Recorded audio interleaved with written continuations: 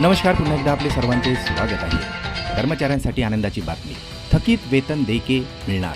थकीत वेतन देयके अदा करणे संदर्भात शासनातर्फे परिपत्रक निर्गमित. चला पाहूया याविषयी सविस्तर अपडेट. त्यापूर्वी आपणास विनंती आहे, चॅनलला अजूनही सबस्क्राईब केलेलं नसेल तर चॅनलला सबस्क्राईब करा, जेणेकरून महत्त्वाची अपडेट तुमच्यापर्यंत पोहोचतील. नवनवीन अपडेट मिळवण्यासाठी बेल आयकॉनला प्रेस करायला विसरू नका. अत्यंत आनंदाची बातमी शेअर करायलाही विसरू नका.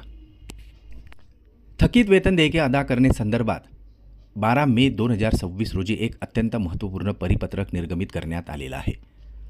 सदर परिपत्रकानुसार असे नमूद करण्यात आले आहे की 2024-25 पासून शासन निर्णय दिनांक 15 जुलै 2017 मधील आदेशानुसार थकीत देयके ऑनलाईन शालार्थ प्रणालीमध्ये सादर करण्याबाबत शासनाचे निर्देश आहेत.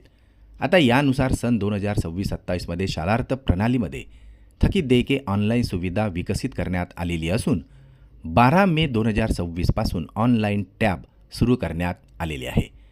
त्याच अनुषंगाने थकीत वेतन देयकाची माहिती आता शालार्थ प्रणालीमध्ये ऑनलाईन पद्धतीने सादर करणे व सदर थकीत देयके ऑनलाईन प्रशासकीय मान्यता प्रदान करण्याबाबत सदर निर्णयानुसार सूचना देण्यात आलेल्या आहेत.